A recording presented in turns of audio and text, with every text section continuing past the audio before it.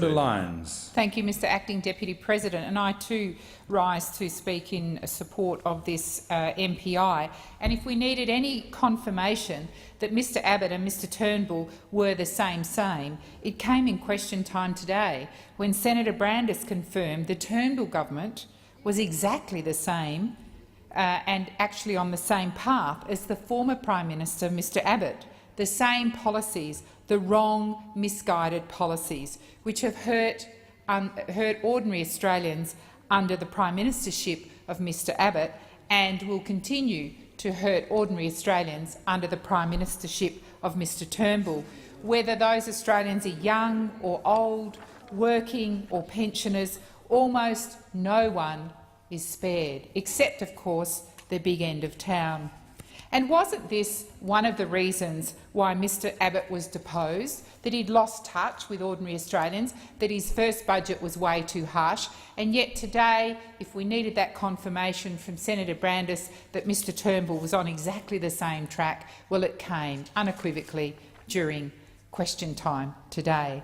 So let's have a look at what's happening here. There's an attack on workers in Australia, an absolute attack on workers. Penalty rates. In fact, Senator Cash confirmed on Monday in the media that penalty rates were part of the agenda. The Turnbull government has confirmed that they want to take penalty rates away from working Australians. Now, why would you do that? Why would you reduce the take-home pay of a group of workers who are already low paid? Complete nonsense. Why? Why do they want to do that? Because they are on the inside of the employers. Because John Hart from the Catering and Cafe Association is their good friend. He was on a working committee that Mr Abbott proposed and put up, and I'm sure he's still on that committee, and he has the ear of Mr Turnbull and has said penalty rates have got to go. Well, that affects the take-home pay, 30% of the take-home pay of those workers. They have no idea over there because they always mix with the big end of town. Industry super. One of the first things they did in a little side deal with the crossbenchers was to take away, to give the employers, again their mates, to let employers off the hook, to freeze superannuation contributions. And how short-sighted was that?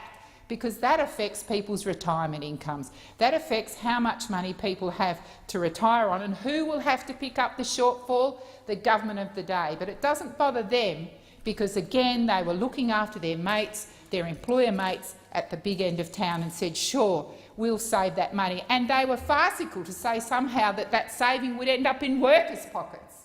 Well, of course it hasn't. It stayed in the boss's pockets. Whining and dining, no doubt.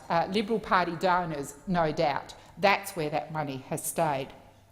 And we see today, this bill's back here, the watering down of industrial relations laws. Never mind that they have said work choices is dead, buried and cremated. It is not. It is sneaking into this place under another name.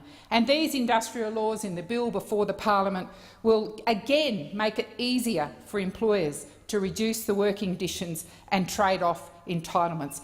Under the Turnbull government's proposal, you can trade a pizza for a penalty rate. What a disgrace. So here we have, they want to take weekend penalties, reducing income by about 30%, and now they want to be able to do little side deals. Well, let me tell you, when the employer sits down with a low-paid worker, it's not an even playing field, and that's why you need strong unions in this country so that workers have a proper voice and proper representations.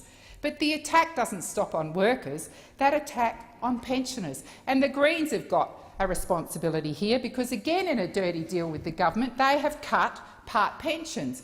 Now, they said that was knocking off high-paid people. Well, it's not, because in a few years' time down the track, again, absolutely short-sighted, it shows that they're still on their L plates, the Greens, when it comes to the economy, because that will hurt middle Australians. And again, who will have to rescue them? It'll be the government of the day having to try and find money to pop up pensions, because the part pension decision that the Greens made with the government will hurt ordinary Australians into the future, and the facts are there for all to see.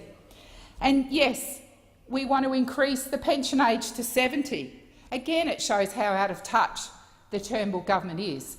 never met a builder's labourer or a cleaner, the people who clean their offices. They probably never see them, the invisible workers.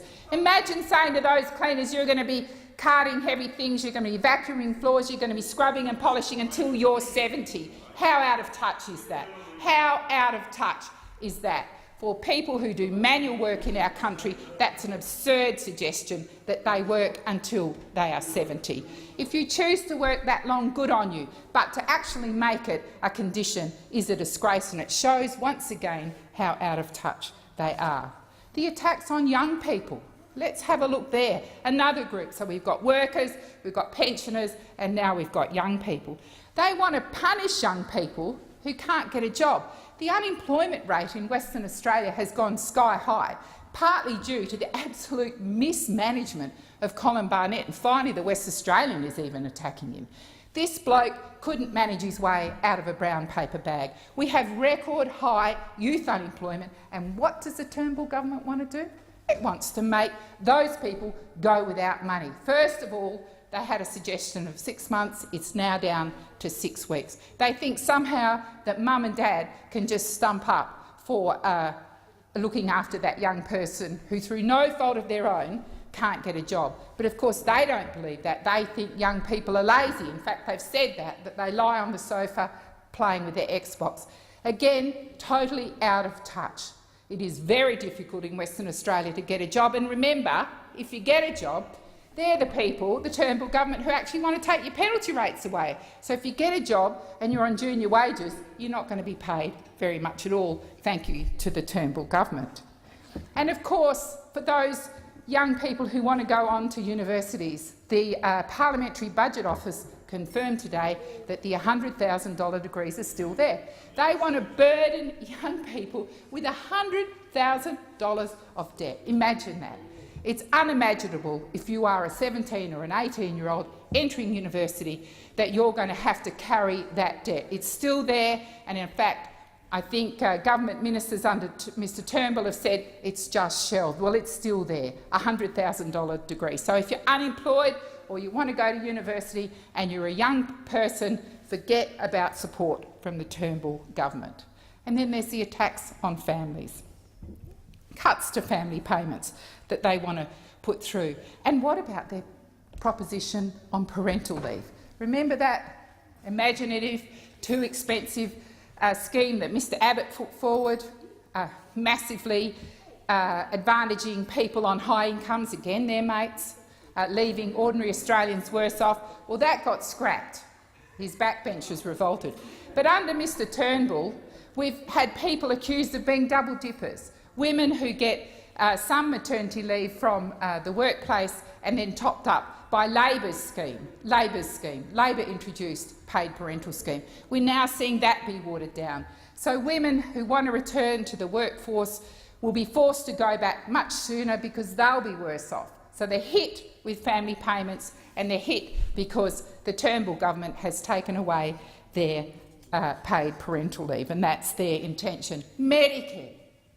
Almost from day one of the Abbott-Turnbull government, they have attacked Medicare. And again, today the Parliamentary Budget Office confirmed there are more hits to Medicare through pharmaceutical benefits is where they want to go next. Hard enough that they are now forcing most people to be paying upfront for pathology and radiography services, and they do not come as single items. Women with breast cancer, women who require pap smears, that's who they are continuing to disadvantage. Climate change, again today, confirmed for the first time in 10 years our greenhouse gas emissions are on the rise. Their failed payoff to the big end of town, their failed direct action policy, there's the proof. Greenhouse gas emissions are rising in Australia for the first time in 10 years. And what about to employers? Well, we've seen what they want to do on super, and under the Turnbull government they give their banks, the big banks, access to workers' funds to try and water down boards. And then in the latest move, we have 5% failure rate on contributions, and what do we see? We see the minister wanting to reduce penalties to give employers a way out when they don't pay workers entitlements on super. So very clear who it is the Turnbull government stands for. It's the big end of town. Thank you, Senator Lyons. Senator